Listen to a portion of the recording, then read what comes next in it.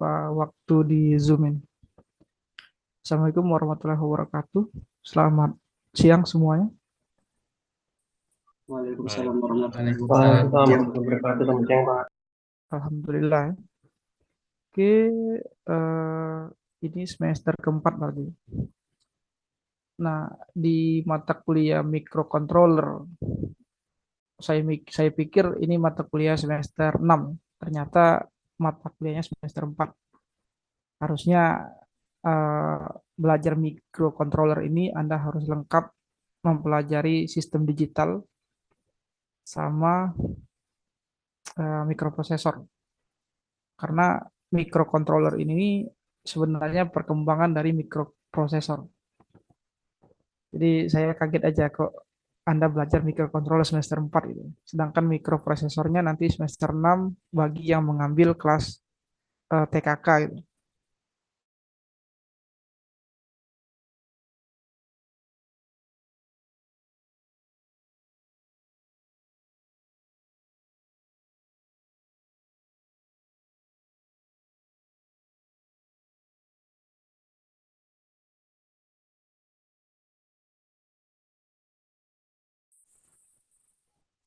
Tes gangguan koneksi. Sampai mana tadi? Terputusnya tadi. Suara saya tadi. Sampai terkejut mikroprosesor jadi TKK, Pak. Ah, ya. Karena mikroprosesor itu kan lanjutan dari elektronik digital. Di ITS itu di teknologi 10 November itu saya waktu join karena S1-nya itu mata kuliahnya namanya itu sebelum microcontroller itu adalah teknik digital dan mikroprosesor. Nah, setelah mereka lulus mata kuliah itu baru mereka melanjutkan ke microcontroller, habis itu nanti sistem embedded. Nah, itu baru mereka ke aplikatif elektronik, device dan elektronik untuk kayak buat apa nama itu perangkat rekayasa elektronik gitu, yang ada kaitan dengan embedded system seperti apa kayak pakai sistem operating system gitu, RTOS pakai dan seterusnya. Beda apa? Terus eh, yang saya familiar di microcontroller ini keluarga MCS satu sama keluarga APR. Tapi kalau Arduino itu sudah aplikatif ya, sudah bagus dan itu aplikatif sekali. Tapi saya tidak akan mengembangkan Arduino di microcontroller ini. Saya akan bermainnya itu di APR, ATmega gitu, yang versi lama gitu. Nanti kalau kalian tertarik untuk Arduino ya silakan untuk pengembangan proyek kalian. Nah ini saya tanya dulu nih. Ini kan ada 3 dosen sama Pak Bakti sama Pak Emperawan. Oke, kalau Pak Bakti mungkin saya bisa ketemu pas hari Jumat ya. Ya apa nih ya? Tiap hari Jumat kan biasa ketemu Pak Bakti kan. Iya, Ya, Pak, tiap hari Jumat.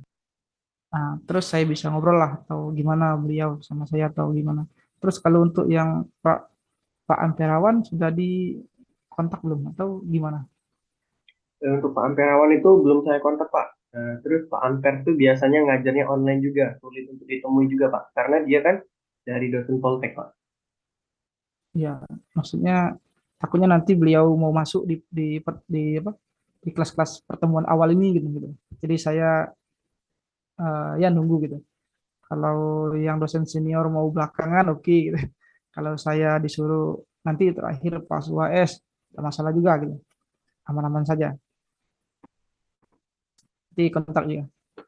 Oke, saya share materi ini. Nah, oke, sebelum kita masuk materi ini, saya akan menjelaskan apa namanya itu eh, perkuliahan, apa nama itu sistem penilaian. Kenapa ini penting saya jelaskan? Karena pada saat di akhir semester itu akan ada yang protes. Kenapa saya dapat D? Kenapa saya dapat E? Kenapa nilai saya F? Apa salah saya? Nah, itu saya sering jelaskan di pertemuan pertama ini Biar nanti kalau ada yang mau protes, Anda harus mikir dulu gitu. Nah, mikir dalam artian bukan ini, tapi setidaknya apakah Anda memenuhi dari kesepakatan kita kan gitu. Nah, sistem penilaian saya seperti ini. Ini kelihatan di ini. Jadi ada tugas. Yang pertama itu tugas. Yang kedua itu UTS. Yang ketiga itu adalah UAS. Nah, ini saya akan nilai sebenarnya. Jadi kalau kalian ikut UTS dengan UAS tapi tidak mengumpulkan tugas, ya nilai kalian kecil gitu. Nilai kalian bisa C, tergantung ini ya, tergantung jawaban Anda benar atau tidak, atau sesuai atau tidak di UTS maupun UAS. Halo? Tes? Ada Kak? Bisa mendengar suara saya? Bisa. Bisa. Oke. Nah, untuk tugas ini itu saya beri apa nama itu presentasinya itu sekitar 20%. 20%. Sedangkan UTS itu saya berikan presentasinya dalam 40%. Kalau saya yang membuat penilaian masukkan ke DPNA-nya ya, sama seperti yang waktu di AD kemarin gitu. Itu besar ya. Nah, kalau kalian misalnya UTS-nya 100, UAS-nya 100, tapi tugasnya tidak ngumpul, maka nilainya 80. 80 itu masih B loh. Itu pun kalau benar semua atau sesuai gitu jawaban UTS sama UAS-nya. Nah, akan ada pertanyaan. Saya UTS-nya bisa jawab dengan baik, UAS-nya bisa jawab dengan baik. Tapi kenapa saya dapat B? Ada protes. Nah, ternyata tugasnya tidak ada. Atau ada yang dapat eh, D kan gitu. UTS-nya tidak ngumpul, tapi UAS-nya dia ikut. Nah, itu yang sering saya jelaskan. Dan mohon untuk berhati-hati pada saat Anda mengupload tugas dan ujian melalui online. Jadi ada kasus misalnya seperti contoh temanmu, ini saya ngumpul gitu. Bagaimana supaya Bapak percaya bahwa saya mengikuti ujian gitu? Apa yang membuat saya percaya bahwa Anda itu ujian? Tapi database saya laporan itu tidak ada. Anda caranya harus screenshot sesuai dengan tanggal itu. Screenshot pada saat mengupload gitu.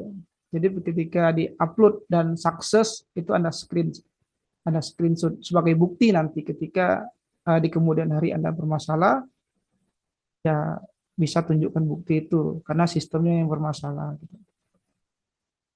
Termasuk tugas. Karena ada kasus itu apa dia tuh kayak tidak terkirim ke saya gitu. Tapi status dia itu ada bahwa dia mengirimkan ujian atau tugasnya gitu. Nah, itu tolong berhati-hati. Karena saya tidak ada remedi. Jadi kalau misalnya nanti di akhir itu saya kasih nilai apa namanya B, C, D gitu. Nah, itu saya tidak ada remedi. Tinggal Anda mengklaim aja kenapa saya dapat D, kenapa saya dapat A misalnya. Kalau Anda mau protes dapat A, ya silakan misalnya. Pak, saya dapat A. Kenapa? Harusnya saya itu D tuh, bukan A. Boleh silakan. Gitu. Tidak masalah. Misalnya Pani kalau mau protes dapat A tuh misalnya. Boleh silakan, saya dengan senang hati. Harusnya saya ini tidak paham, harusnya saya ini D misalnya. Kenapa bisa A? Apakah Bapak itu sisip mata atau nilainya itu apa nembak atau apa? Silakan bertanya, tidak apa-apa. Saya jawab, akan saya tunjukkan buktinya bahwa dia ngumpul, dia tidak seperti itu.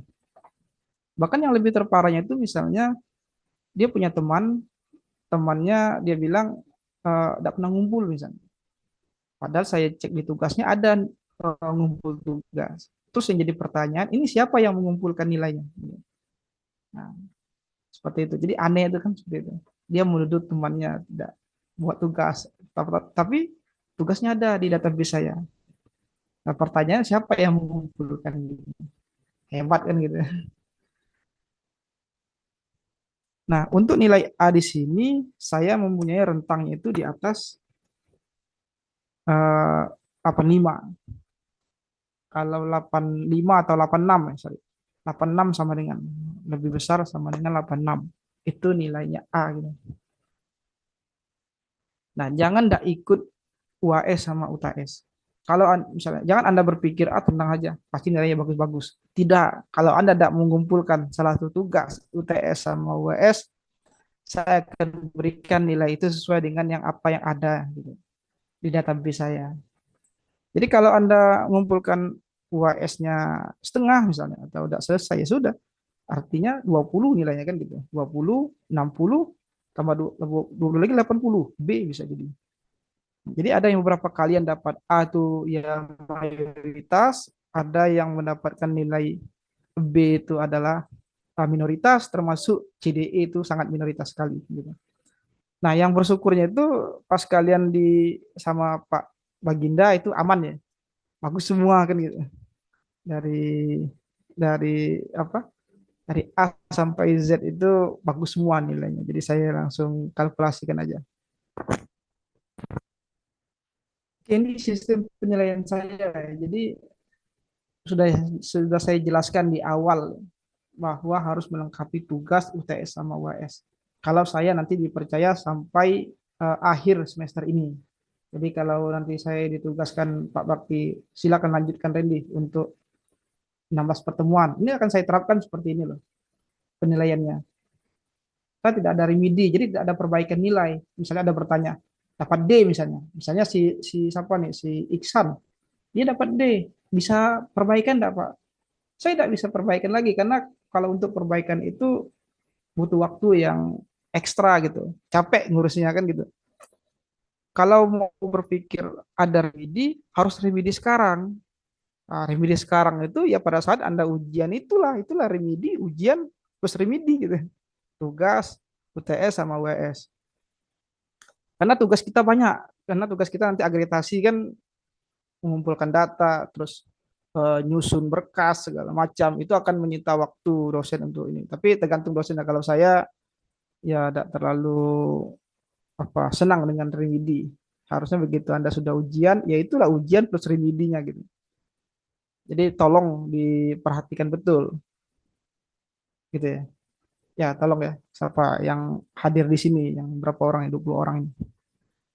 Biar nanti tidak ada pertanyaan bisa remedi dah gitu. Syukur-syukur kalau bagus semua ya tidak apa-apa. Sekelas saya kasih A semua kalau memang ada bukti dia ngerjakan tugas, ada proyeknya gitu, ada hasil ujiannya UTS maupun UAS.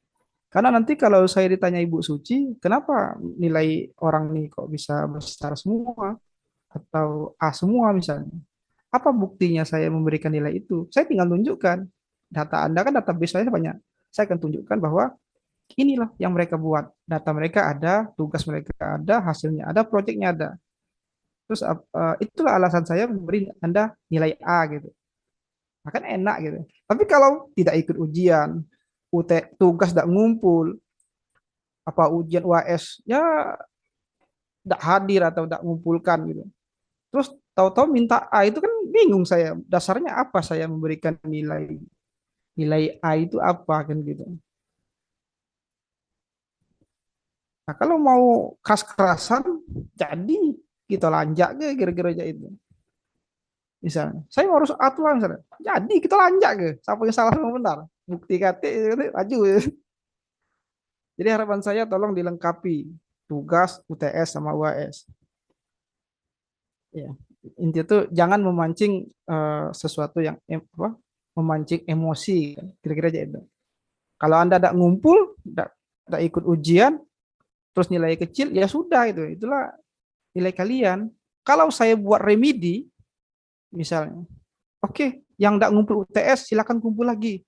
Terus akan ada yang protes. Tahu-tahu Silvani nanti protes. Kami sudah ngumpul duluan, sudah lama. Sudah 2 bulan yang lalu sebelum UTS. Kenapa dia ngumpul sekarang kok dapatnya A? Itu akan jadi perbincangan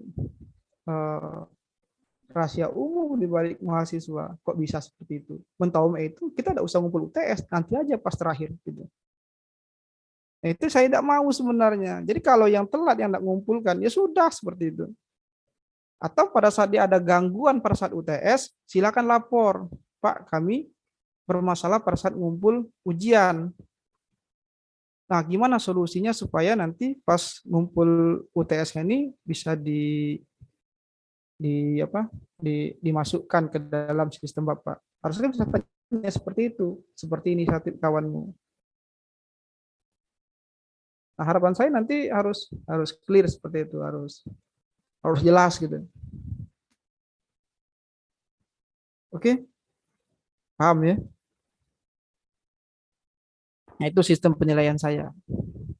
Jadi kalau yang ada yang nanya, atau banyak tuh yang nanya, bisa perbaikan enggak? Bisa di remedi enggak? UTS yang enggak ngumpul bisa diusulkan enggak? Itu enggak berlaku untuk saya. Jadi ketika sistemnya saya klik untuk upload, silakan upload saat itu di jam yang terakhirnya itu. Dari jam sekian sampai jam sekian. Nah, kalau nanti Anda bermasalah, misalnya contoh ada, kami sudah mau submit, sudah upload, tapi gagal terus ya, gagal terus. Terus di daerah kami cuacanya sedang hujan deras misalnya. Ya, Anda silakan kirimkan buktinya ke saya bahwa itu ada gangguan, kayak koneksinya error, tempatnya hujan petir gitu.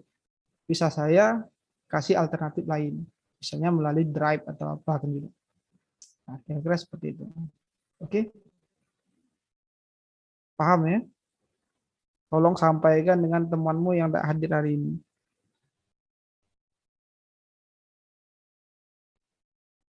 Oke, ini sudah kelihatan nampil.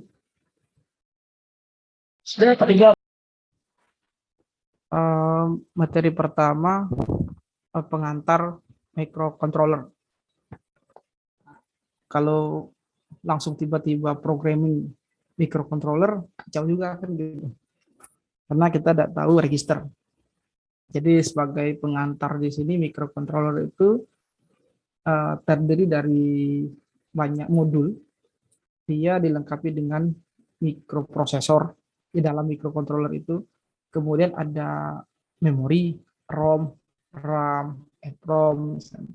Kemudian ada perangkat I/O, ada perangkat tambahan dan lain-lain, ADC dan lain-lain, multiplexer dan lain-lain, atau decoder juga dan lain-lain, bisa di embed atau bisa diintegrate di dalam microcontroller. Jadi perbedaan dari mikroprosesor dan microcontroller terletak pada kalau prosesor itu adalah mikro saja untuk memproses seperti ALU. Tapi kalau microcontroller dia mikroprosesor plus ada perangkat pendukungnya kayak ROM, RAM, I/O, ADC, multiplexer dan lain-lain. Perangkat tambahan di dalam itu. Sehingga saya sempat kaget mikrocontroller Anda semester 4 gitu. Tapi tidak apa. Saya dulu waktu di sistem komputer Unsri sinilah tetangga kalian ini itu mikrokontrolernya saya belajar di semester 7. Semester 6-nya saya belajar mikroprosesor. 7-nya baru mikrokontroler gitu. Nah, mikrokontroler dia merupakan sebuah chip tunggal. Nah, di mana dia tuh memiliki CPU. CPU ini mikroprosesor ya. Ada RAM, ada EPROM, I/O. Ini bentuk pin, pin input, pin output, pin analog, pin PWM, pin I2C gitu, atau pin-pin untuk digital, analog maupun digital gitu. Nah, sedangkan perangkat tambahannya ini kayak timer, perangkat komunikasi, ada ADC, ada PWM misalnya, ada I2C, Max apa nama untuk RS232 gitu, dan lain-lain banyak. Tergantung model mikrokontrolernya itu sudah berkembang sekali. Contohnya sekarang mikrocontroller Nuvoton itu kan sudah lengkap, sudah kayak prosesor Raspberry gitu dan seterusnya, khusus sama kayak komputer ya. Nah, kalau kita lihat secara flashback pengalaman kami menggunakan microcontroller ini dulu, microcontroller ini banyak diterapkan di dalam sistem robot yang anak-anak TKK kakak tingkatmu itu. Nah, itu mainnya Arduino terus ditanam pada robot, diprogram sehingga menghasilkan robot untuk tujuan khusus. Contoh line follower, avoider, kemudian goal seeking, target set itu, set target dan seterusnya. Kemudian sebuah keyboard wireless, nah, juga menggunakan microcontroller. Kemudian ada lagi dan lain-lain banyak ya perangkat-perangkat single, perangkat standalone misalnya. Itu semuanya itu banyak menggunakan sistem microcontroller. Karena kalau perangkat elektronik itu tanpa microcontroller, ya tidak menarik seperti itu, kurang sip gitu. Istilah itu rohnya elektronik itu tidak ada gitu. Tapi di microcontroller ini ada dua sisi. Di sisi depan electrical, di sisi belakang programming. Semacam kayak apa ya? Kayak fisik manusia. Fisik manusia itu adalah hardware, sedangkan rohaniah itu adalah programming. Kalau seandainya ada hardware saja, tidak ada software, ya sudah, paling nyalakan lampu on off gitu. Hidup mati kan gitu. Tapi kalau ada software aja, ada hardware, ya gimana untuk melihat ininya kan? Makanya dua itu harus bercampur antara hardware dan software. Nah, dalam microcontroller ini jadi satu dia. Sehingga kita dapat membuat suatu perangkat rekayasa elektronik berbasis programming.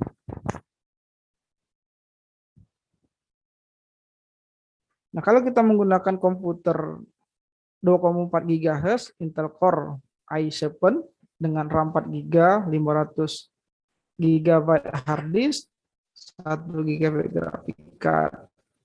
Nah, bagaimana? Mendukung nggak kira-kira kalau kita membuat robot line follower? Misalnya pakai komputer yang Anda canggih nih. Mendukung nggak gitu? Mendukung sih, mendukung. Cuman terlalu besar gitu. Jadi terlalu besar. Nah, untuk membuat sebuah robot atau tugas khusus di di perangkat elektronik tertentu, ya kita harus menggunakan yang single chip saja, kayak microcontroller. Nah, untuk yang berbasis komputer seperti ini, ya dia dilengkapi dengan vision dan lain-lain seperti itu. Ini kalau Anda menerapkan line follower dengan komputer spek tinggi seperti ini sama saja istilah bahasanya itu pernah dengar kira-kira seperti ini. Anda itu membunuh lalat dengan nuklir. Tak ubahnya kalau saya membuat robot line follower dengan spek komputer seperti ini, itu sama saja dengan seolah-olah saya membunuh lalat dengan nuklir. Anda bayangkan juga, membunuh lalat dengan nuklir. Nah, kira-kira tugas akhirnya itu seperti itu. Kebanyakan. Sedangkan di ITS itu tidak, misalnya deteksi minyak mentah dengan minyak goreng yang sudah masak atau belum dimasak dengan menggunakan microcontroller, sudah selesai seperti itu. Ya kalau saya lihat yang. Tapi kalau di kita ini, kalau teman-teman saya itu dulu pernah buat itu kayak ya seperti itu, membunuh lalat dengan nuklir. Padahal lalat kan bisa dibunuh dengan raket listrik atau apa kan seperti itu. Nah, sama lah kayak gini. Kalau line follower ini ya menggunakan microcontroller. Tidak usah pakai yang komputer yang terlalu spek besar seperti ini.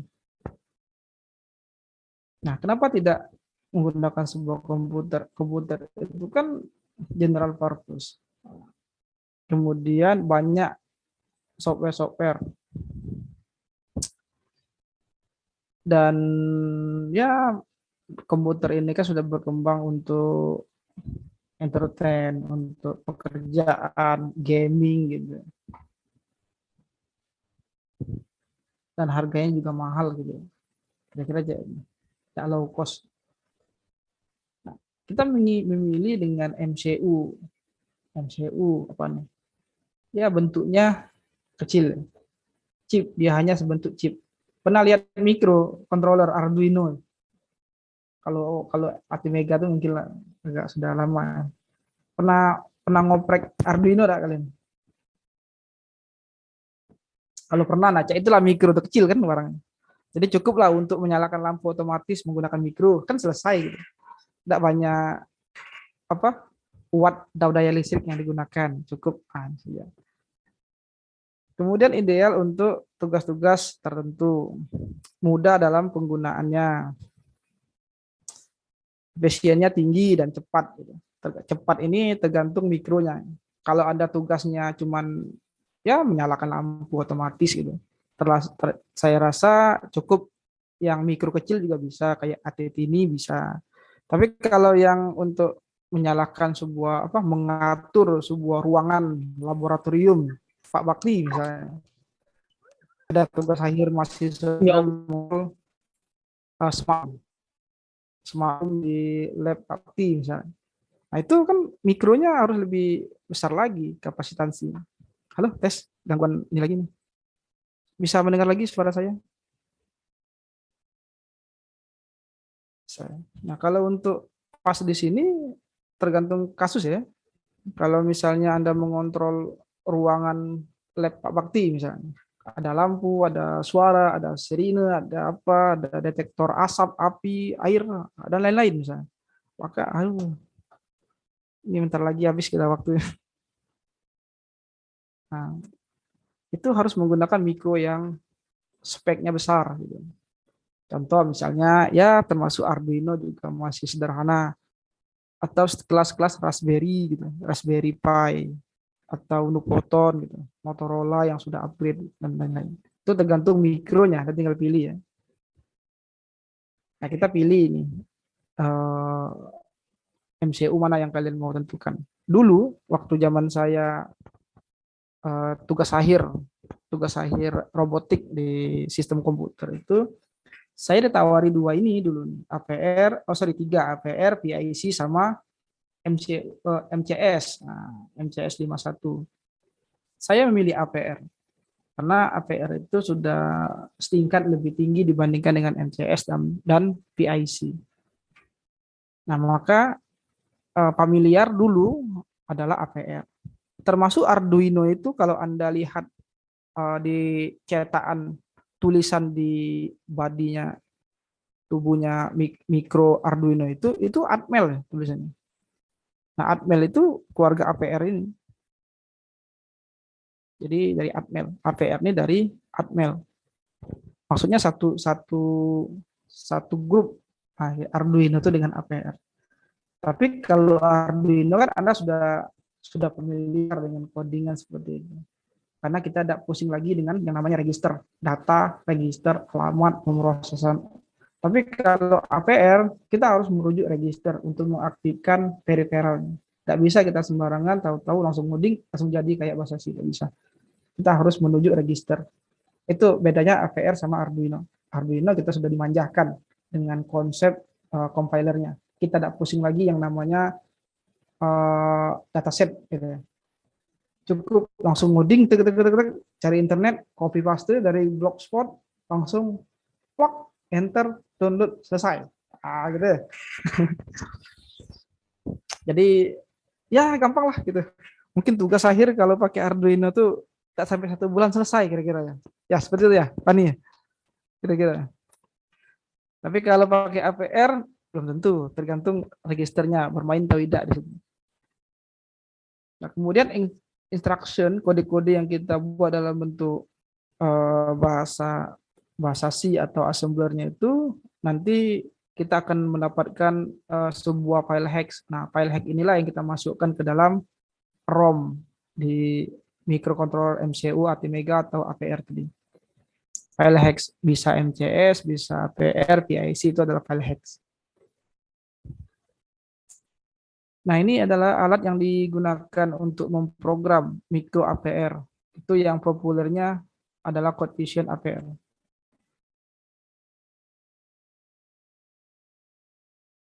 Siapa nih? Zaki, ya silakan ke kamar kecil. Dulu saya sering menggunakan CodeVision APR. CodeVision APR ini semacam hampir mirip dengan Arduino. Bedanya kalau Code Vision ini dia langsung memunculkan Windows-nya untuk men-setting bentuk mikro, pinnya input atau output, mengaktifkan register timer atau ADC atau multiplexer atau kode-kode lain yang ada di Atmega. Nah, kira-kira dia bisa di run di dalam ini apa nama itu komputer ya. Nah, ini tujuan dari compiler CFR ini, kita akan menuliskannya dalam bentuk bahasa C. Jadi kita ngetikkan program dengan bahasa C, bukan bahasa assembler. Kalau disuruh bahasa assembler, saya juga lupa-lupa ingat. Dulu pernah belajar assembler, cuma bahasanya tidak manusiawi. Bahasanya kayak bahasa planet, gitu. Kayak bahasa alien yang tingkat tinggi seperti itu. Sedangkan saya lebih tertarik dengan bahasa C, karena bahasa C itu adalah bahasa penengah antara mesin sama user, gitu. Nah, nanti bahasa C ini akan dikonvert oleh Code Vision APR ini ke dalam format yang dimengerti oleh Atmega. Contohnya file hack ini. Jadi kode bahasa C pointman gitu, kemudian printf, kemudian if else, while do gitu, for increment sama statementnya itu akan dikonvert ke dalam bentuk nilai angka heksa, makanya disebut dengan file hex. Karena ketika file hack itu Anda klik, Anda lihat filenya, itu semuanya angka-angka heksimal semua, heksadesimal semua. Itu yang dimasukkan ke dalam chip Atmega. Nah, bagaimana kita mentransfer kodenya?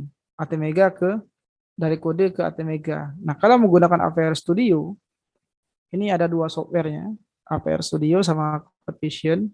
Kalau Anda menggunakan APR Studio, kita menggunakan USB port dari komputer ke I/O yang menerima saluran programmable downloader.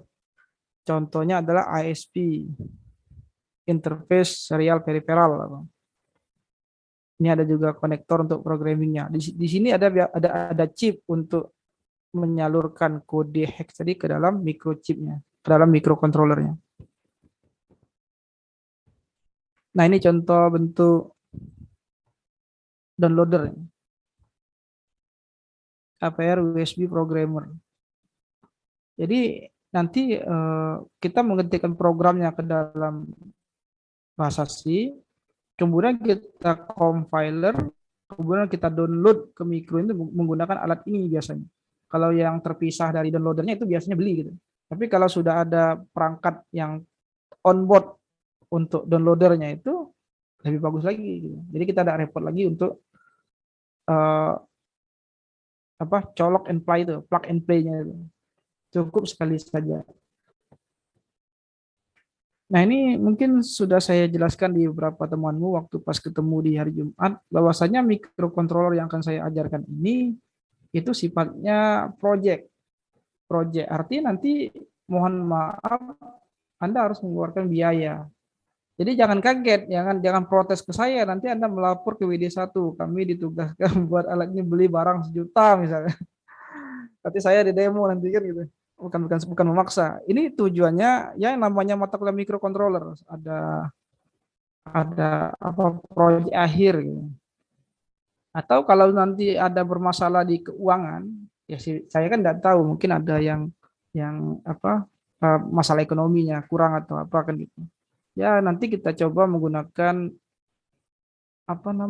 simulasi kemarin itu Proteus. Kita bisa menggunakan Proteus. Nanti saya akan buatkan sistem minimumnya di dalam Proteus itu, kemudian saya share ke kalian. Nah, kira-kira logika seperti ini. Kalau Anda memprogramnya dan jalan di Proteus, insya Allah kemungkinan besar di hardware-nya juga jalan. Jadi sebelum Anda mencoba di real, pas saat project nanti ya, sebelum Anda mencoba di real hardware-nya, Anda sebaiknya coba dulu di Proteus. Jadi kalau Proteusnya jalan, kemungkinan besar yang hardware nanti downloadnya itu juga berhasil. Karena kalau saya amati antara Proteus sama realnya itu jauh berbeda. Dari segi clocknya untuk nilai ketepatan di simulasi itu kan berbeda dengan nilai real yang di hardware secara langsung. Jadi ketika nanti ada pertanyaan, loh kok aneh tampilannya yang di Proteus, kenapa kok jelek, kok patah-patah, kok tidak smooth gitu. Anda jangan khawatir, tidak usah diupdate dulu programnya. Coba Anda transfer ke hardware yang secara langsung tadi ke realnya. Karena beda clock. Clock di komputer, simulasi komputer berbeda dengan clock yang ada di ATmega gitu. Karena berbeda picuan datanya. Sehingga hasilnya biasa lebih bagus yang hardware dibandingkan simulasi. Paham kira-kira? Paham enggak? Atau ada pertanyaan dulu nih, silakan. Mungkin ada pertanyaan yang bingung atau yang mau didiskusikan terkait pernah dulu baca-baca microcontroller gitu. Termasuk udah premium gitu kan. Atau ada solusi dah ini. Kuliah pakai apa yang cepat nih? Mungkin sekitar pertemuan ketiga kita nanti offline ya. Minggu depan saya mungkin check up untuk mengurus berkas. Kemudian minggu depan sekali laginya kita masuk offline hari Rabu jam 2 gitu. Mungkin programming ya. Biar pada botak semua kepalanya gitu. Nah, ini saya tanya dulu nih, waktu Anda program ini sudah mengenal dengan bahasa C tidak ini? Sudah Pak, Sudah mengenal? Hah? Sudah? Sudah, Cori? sudah Pak. Alhamdulillah, nama itu betul kan? Oke, kita lanjutkan. Nah, kita akan butuh software ini untuk memprogram. Anda tinggal pilih CVAPR atau APR Studio. Kalau CVAPR kita ada editornya dan compilernya itu sudah oke dan bisa dicoba. Hasilnya bagus nih. Kalau APR Studio kita ngoding tanpa ada bantuan dari Windows-nya. Jadi kayak kita ngoding Linux itu untuk ngoprek itu. Tapi kalau CVAPR kita dimudahkan kayak seperti ini. Kayak gampang nih, kayak kayak ada bantuan ini visualnya gitu. Kayak ada bantuan visualnya untuk memudahkan kita menyeting ATmega mana yang kita pilih gitu. Belum muncul. Nah, muncul. Nah, misalkan ini. Ini kelihatan. Nah, ini muncul. Nah, ini bentuk kode Vision APR ini saya familiar menggunakan ini nih. Apa chatting. Oh. Ini saya familiar menggunakan ini. Lebih gampang dan enak nih. Misalkan kalau kita lihat new project-nya itu, nah kita dibantukan kita mau pilih ATmega mana nih. ATT ini ATmega, ini keluarga APR semua nih dari Atmel. Nah, ini contohnya nih.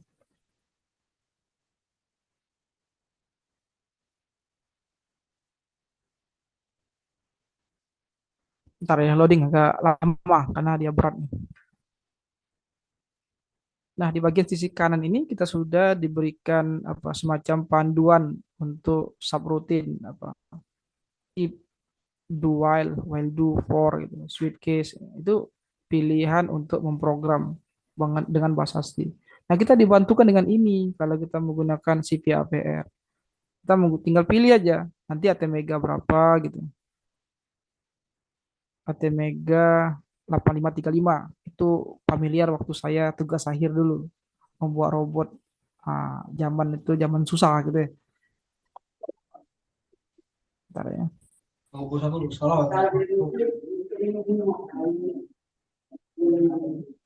Oke.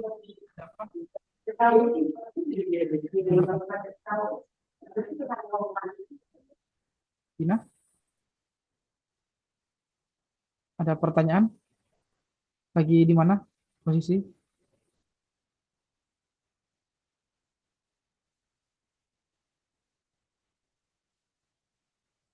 Kirain, kirain bertanya tadi. Kalau ada pertanyaan silakan ya.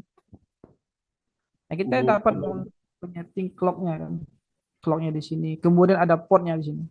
Nah, potnya bisa kita in out. Jadi kita dibantukan, diberi kemudahan untuk membuat apa semacam grid dengan visual gitu. Di sini ada external interrupt. Nanti kita pelajari semua nanti insya Allah. Termasuk LCD, membuat apa nama di LCD gitu. Kemudian serial peripheral interface, analog digital converter, komparator, USART, timer, counter untuk PWM dan lain-lain. Nah, contoh misalnya sudah nih dibuat. Nanti tinggal kita create aja di sini. Program, generate, save, and exit nanti. Nah, dia akan terbantu seperti ini. Contoh ya, saya coba aja ya, biar saya bisa menjelaskannya ke kalian.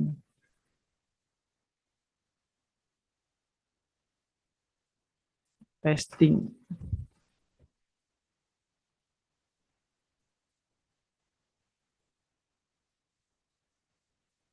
Duh, lelet. Kalau ada pertanyaan langsung ya, boleh ya, silakan.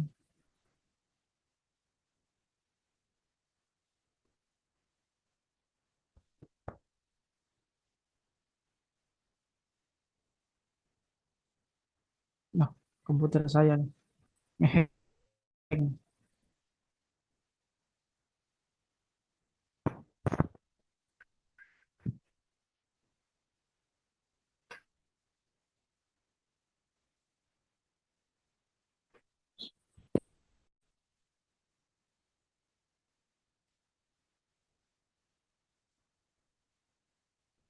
Nah, kok ngeheng?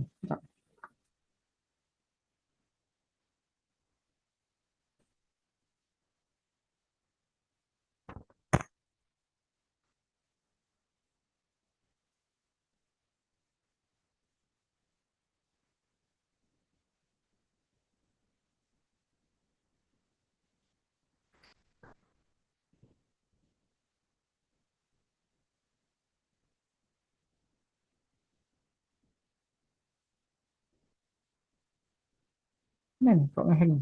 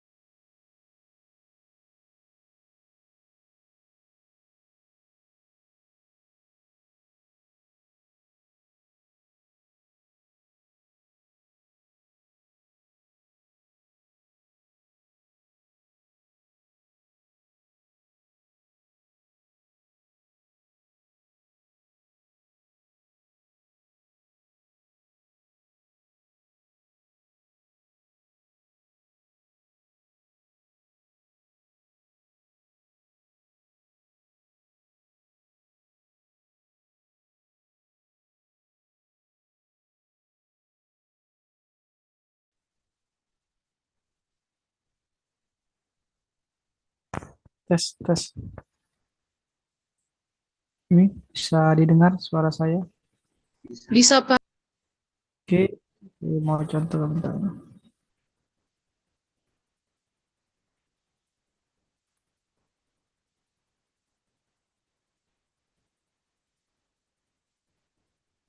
Nanti dia tuh munculnya di, nah seperti ini kodenya. Nah, nanti dia muncul seperti ini loh. Nah, saya belum buka kamera. Nah, nanti dia tuh muncul seperti ini. Nah, include appointment gitu. Kemudian register apa aja yang aktif di ATMega itu gitu. Ada DDRA, DDRB, POD B, kemudian ada timer 0, ada timer 1, kemudian ada timer 2, ada interupsi, kemudian ada interrupt eksternal, ada internal, ada USAT, itu analog, digital, itu semuanya ada register untuk menggunakan perangkat-perangkat periferalnya. Nanti kita tinggal mengcoding di sini. Nah, while one itu selalu aktif. Sampai kapan dia aktifnya? Sampai listriknya padam, sampai listriknya putus. Kalau pakai baterai sampai baterainya habis gitu. Nah, kalau lagi di sini. Nah, ini bentuknya kira-kira kalau menggunakan ATmega. Jadi ATmega 8535, 1632 itu tergantung dari memorinya. Sedangkan pinnya sama. Kalau ini kita ambil tengahnya 16, itu 40 pin. Sama kayak mikroprosesor. Chipnya itu mirip-mirip lah mikroprosesor. Cuman di mikroprosesor kan dia hanya mikro saja, hanya prosesor saja, ALU kalau kita sebutnya CPU gitu. Tapi kalau ATmega di sini bentuk chipnya kecil, cuman dia terdiri dari 40 pin, kemudian eh, port 4 port A B C D, A B C D sorry. Kemudian di sini ada multiplexer, ada timer, ada eh, LCD alphanumeric gitu untuk register pengaktifnya. Ini ada semua di sini dalam satu chip. Makanya ini disebut dengan microcontroller karena dia sudah lengkap. Nah, ini basic pemrograman dengan bahasa C. Nah, saya tanyakan tadi ke temanmu, ke kalian tadi, sudah mengenal bahasa C belum? Nah, cek inilah bahasa C. If else, if kondisi, kemudian ada statementnya apa. Jika tidak terpenuhi statement ini, maka kita akan beralih ke pernyataan berikutnya atau statement berikutnya. Nah, ini sudah familiar belum dengan bahasa C? Sudah, Pak. Jangan nol aja, Dulu Bang. waktu semester 1 belajar bahasa apa pemrogramannya? HTML paling dasar. Oh, ini apa kayak website itu, kayak Iya Pak, web. jadi beda. Nah, ini tolong dibuka lagi. Mungkin yang dulu pernah di SMA pernah belajar bahasa pemrograman bahasa C atau Pascal ini mirip-mirip, ya. Cuman beda sintak, ya. While for, while kondisinya apa? While ini semacam perulangan, perulangan yang berlanjut sampai kondisinya terpenuhi. For juga sama, inisial awalnya, kondisinya apa, itu setiap inkrementnya kenaikan berapa, bisa satu, bisa tertentu. Sedangkan if tadi adalah pengandaian, logika, jika maka gitu. Nah, ini beberapa operator C, misalnya bitwise OR, bitwise AND, kemudian NOT, geser kiri, geser kanan, itu semuanya digunakan untuk pemrograman apa ya, kayak register gitu. Nah, ini kira-kira logiknya seperti ini. Kalau OR mungkin bisa ya. Kalau ini di-OR-kan dengan ini, saya rasa dapat hasil ini tidak diragukan lagi, ya. Kalau Anda tidak bisa mengorkan satu dengan OR, satu dengan satu, satu dengan nol, itu nilai A itu akan saya ubah lagi menjadi E. Gitu. Paham ya?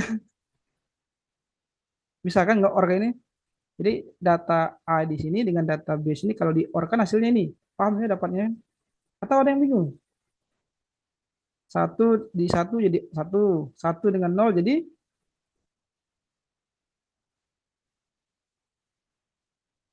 Masih ingat logika OR? Halo, Bang Cek, Bijak. Satu, Kak, satu. Satu. Kirain lupa tadi. Maksud lupa tadi yang nilai A yang banyak sekelas itu jadi D semua itu. Akan berubah tuh. Logika N mungkin seperti ini, logika N. Kemudian logika not bisa ya, satu jadi nol, nol jadi satu. Nah, kemudian geser kiri kanan. Jadi registernya bergeser gitu. Bisa diaktifkan logika ini, left, right. Nah, ini bagaimana kita memulai misalnya membuat suatu project misalnya LED blink. Jadi kayak kedip-kedip hidup mati itu blinking. Jadi kalau lihat diagramnya ini bentuk ATmega-nya misalnya. Nah, dia menggunakan di port A gitu. Di port A1 kalau lihat di sini. Nah, untuk mengetahui nama-nama portnya ini Anda download datasheet ATmega atau datasheet mikro yang Anda gunakan. Kalau Arduino ya Anda download Arduino. Kalau ATmega ya Anda download ATmega. Kalau Anda menggunakan PIC gitu. Nah, ini dia menggunakan di PA1. Nah, ini untuk mengaktifkan LED. LED-nya ini dia harus ada resistor resistor hambatan untuk supaya tidak terlalu besar ya, arus yang masuk ke ini. Nah, ini kira-kira seperti itu. Kalau mau dicoba nanti aja lah, minggu depan aja lah gitu ya. Oke, silakan kalau ada pertanyaan untuk pertemuan pertama ini. Nanti materi akan saya upload ini. Sampai sini. Nah, sampai sini. Ini untuk minggu depan aja. Oke, silakan kalau ada pertanyaan. Ya, silakan Iksan. Ya, pakai coefficient. Coefficient aja supaya lebih familiar pas ngoprek registernya.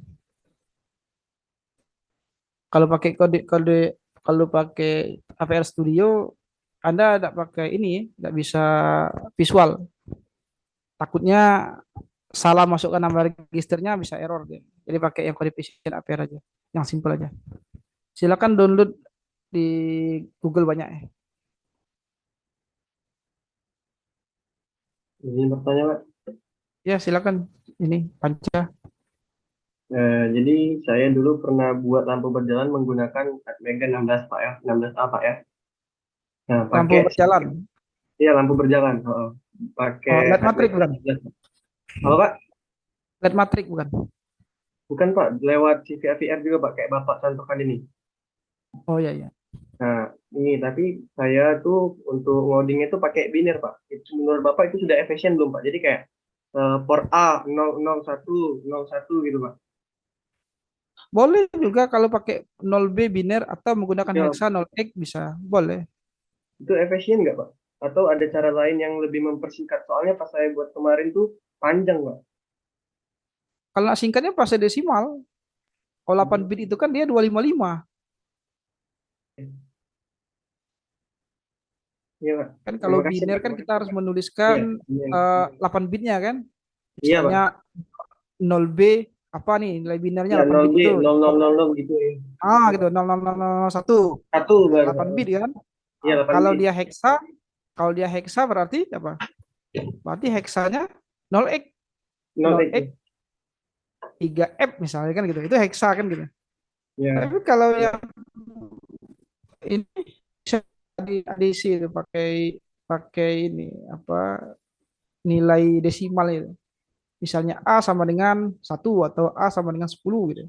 Namun nanti 10-nya itu akan menyesuaikan port 8 bit tadi. Kalau itu bernilai 1 semua 8 bit itu, maka akan muncul nilai maksimalnya adalah 255 gitu. Jadi kita dapat mengcounter 0 sampai 255. Terima kasih Pak. Sebenarnya lebih lebih enak itu hexa itu yang untuk penengah antara desimal sama biner. Bisa saja, tapi kalau saya senangnya pakai hexa untuk menginisialisasi port atau untuk memberikan data port gitu. Karena dia langsung 8 bit kan gitu.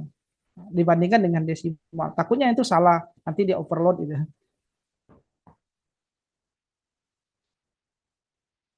Ya, ada lagi.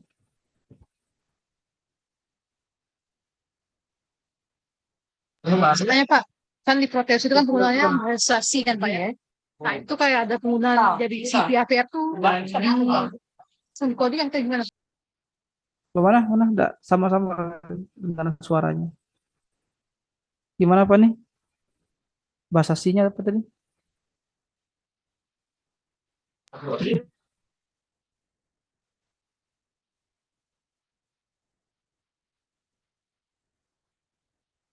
Halo?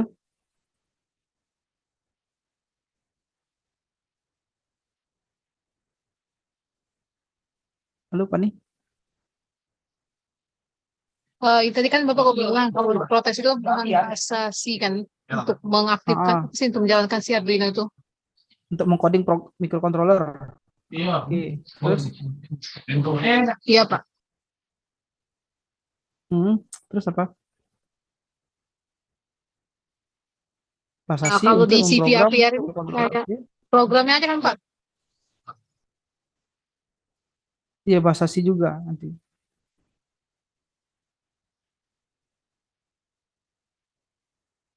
Halo? Pak nih? Kok putus-putus?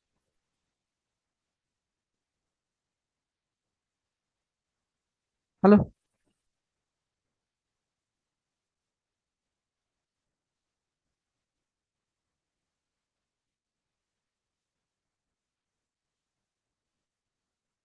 Halo Pak. Halo? Iya, ya gimana gimana? Bahasa C untuk ngoding microcontroller. Nah, terus apa lanjutnya tadi? Kalau penggunaan dari CPAPR ini kayak penggunaan si mikro siar di Proteus gitu kan Pak? Atau cuma codingan aja? Oh, maksudnya ke Proteus gitu. Iya Pak gitu. Kayak di kalau dia Arduino kan gitu kayak di langsung masuk Proteus gitu kan Pak. Kalau CPAPR ini tempat pengodingannya aja kan Pak? Kalau si VFR tempat ngodingnya saja. Cuman nanti kita akan buat rangkainya di Proteus itu di sistem minimumnya. Nanti tinggal ambil hex-nya, kita masukkan ke Proteus gitu. Kalau Arduino kan gampang nih, tinggal Anda masukkan apa directory yang apa hasil dari ISO-nya itu kan gitu. Nah, kalau ini di Proteusnya nanti beda untuk yang ATmega ini.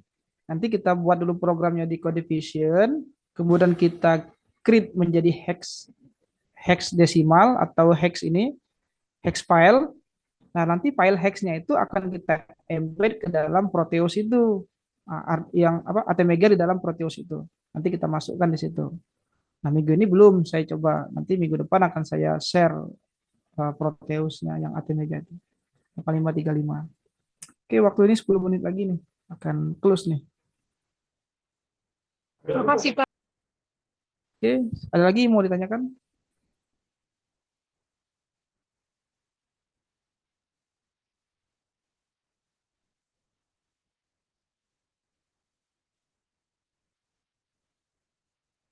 Habis? Yang lain?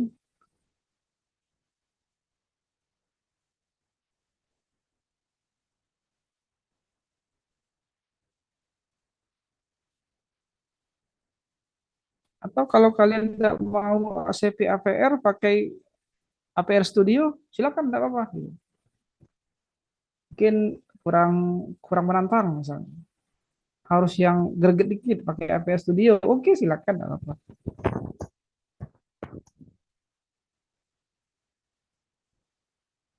Oke, ada yang lagi yang mau ditanyakan?